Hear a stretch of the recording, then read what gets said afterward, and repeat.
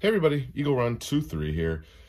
I guess I'm finally ready to tell you guys this story and talk about this. It actually, in my mind, I was going to make this video the moment I got home, but I needed to talk to some people and I needed to figure a few things out before I guess I was ready to share. And then I realized that it really freaking stressed me out. So what happened? Let me tell you what happened. We had a round go off that we don't exactly know fully what happened, but we completely blew a magazine. I'm saying we, and I'll tell you who the we is here in just a second. But so I'm going to show you this. I'm going to compare it to a new one. I'm going to show you that. Looks good down there, but we have some clear malformities here. So real quick, let me start from the beginning here for you.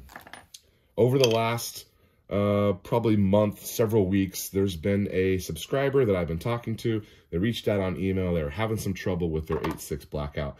And he was like, hey, I'm going to be passing through your area. Let's meet at the range. We'll try it out. It might be something simple, or you can just take a look at it. And I'm like, I'm going to probably go to the range that day anyway. So I decide, what the heck?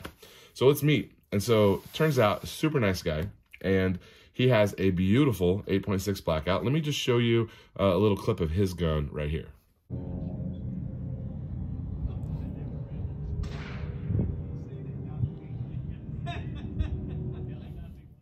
So that beautiful FDE, it's an 8-inch barrel. It's suppressed. He's got the JP captured spring for the buffer.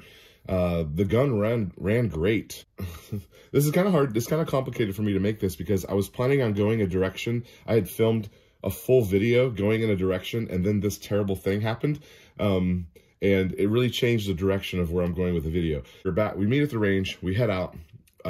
We shoot several rounds of Callaway, Gorilla. I had 5 rounds of Discreet. Those all went great. So we had around 20 rounds through his gun. I had figured out that it was a simple magazine issue. He had a magazine that was way too tight. Those little 10-rounders, I've heard people are having trouble with. They're too tight and they push the bullet up too high and the lips don't hold it back enough if you're using a PMag. So try to go to the 20-rounders. That ended up being his problem. It was real simple. And then I blew up his gun. So after we shot these, I shot right here, 1, 2, 3. Everything was fine. And then this one was the 4th one. And she went kaboom. And the first thing I noticed was that it wasn't suppressed. These were very quiet, you know, just thoop, thoop, thoop. And then this one goes boom. And I'm like, what am I covered in? Well, his magazine, and I'm going to show you the rest of his magazine here in a minute. His magazine was painted, Cerakoted or something, and that paint went everywhere. It was all over the gun. It was all over my arms, and it made it seem a lot worse because, you know, this thing exploded. Also, this PMag broke into a million pieces. I mean, there's a couple pieces bigger than this, but most of it was just powdered. So here's the 3 prevailing thoughts. One is that this was a double charge or an overcharge. I loaded these on the Dillon. That's a possibility. Thought number 2 is that this was an undercharge. Now, the reason that that's in the picture is because there was a reloader guy. He's out at the range all the time. I've talked to him before. He's kind of the, you know, the resident expert out there, I guess, during that time when we were there. And he was looking at my loads and he was like, well, if you're on the low side of your ladder when this went off, then it's possible that it was undercharged. And he says when they're undercharged, the powder would kind of lay flat in here because this was not a compressed load. Lots of, probably too much capacity in there realistically. The powder's laying on the bottom half, and so when the primer goes off, it kind of flashes over the top of the powder, and it could create a boom boom, which would cause the first boom and the second boom because the bullet is not getting pushed out fast enough. Then you got that second boom, and it comes out of the chamber and exploded down out of the magazine well, which was basically what we had happen. So that's the second prevailing thought. The third prevailing thought is that we had some sort of out of battery ignition.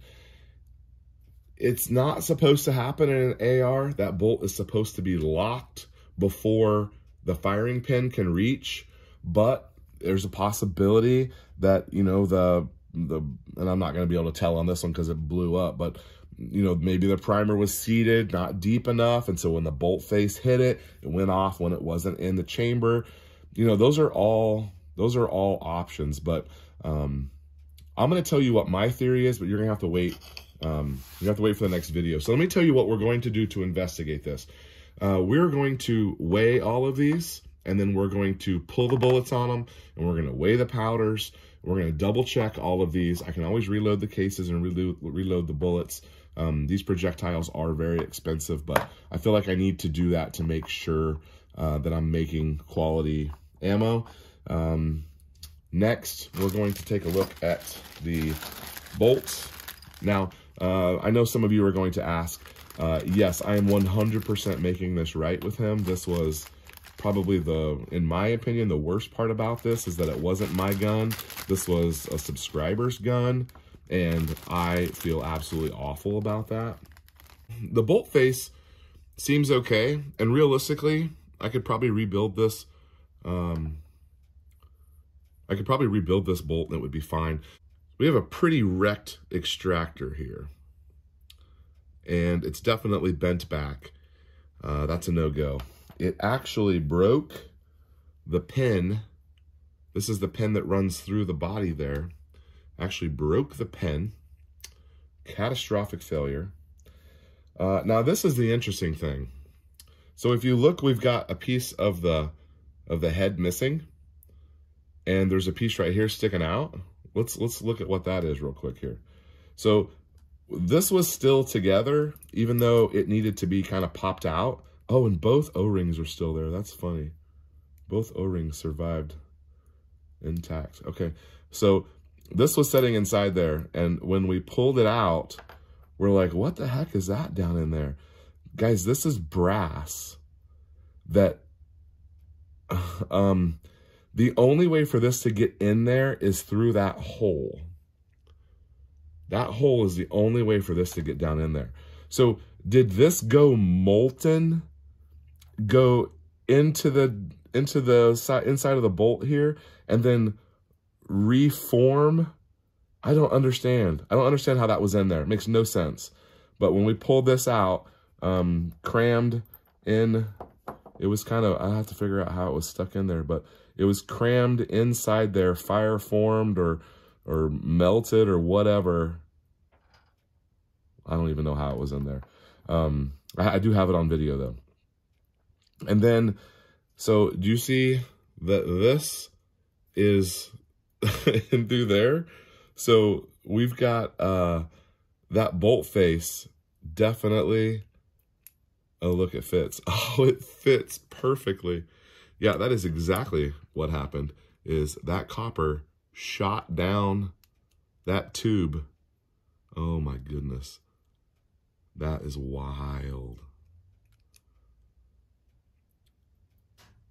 Unbelievable.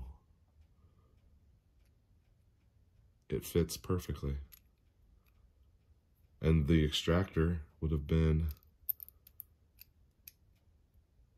right there. Holy cow. You can see how bent it is now.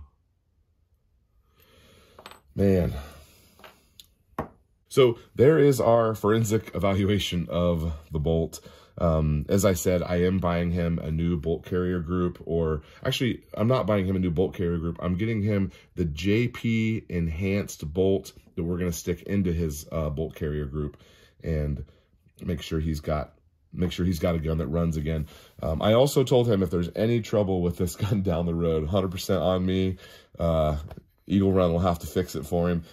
If his barrel is somehow damaged, or if something happens down the road, I'll have to get him a new barrel. I already told him I'd buy him a new barrel right now, and he wants to just wait and see. So big shout out to him. He was super nice. He could have been probably super mad at me, but he was supportive of the 8.6 journey, we'll say, because he kept talking about, you know, we're learning and we're figuring stuff out as we go, which are things that I've been saying, but also I didn't say that when someone had just blown up my, you know, my my 8.6 fresh build. So kudos to him for being nice. He definitely did not have to be, but he actually invited me to go shooting with him again. So looks like the friendship was founded on a gun blowing up. Anyway, the JP bolt also comes with I think it has a proprietary firing pin. So this firing pin is maybe a little bent down there on the tip. So probably need to replace that too. But I very well may try to, maybe I can try to put a kit on this and we can see if she'll run again. I don't know. It may not be worth it. It may not be worth it to try that, but in closing here, gentlemen, what do you think happened? Do you think I double charged it? One thing we're going to do is we are going to put a double charge. This was 15 grains of H110. We're going to put a double charge in there and see, will this hold 30? And can I seat a bullet in it? Would I have caught it? We're also going to take all of these apart. That'll be over on the reloading channel, and we'll try to figure out if we can decide based on what we see here, or based on if we can get a double charge in there, or exactly how much powder can we get in there and me not know when I'm seating that bullet. So that's going to be, I might work on that today or tomorrow and have that to you guys real soon. I don't know, really interesting. Okay, let me know your thoughts, guys. Eagle 123. We'll see you next time.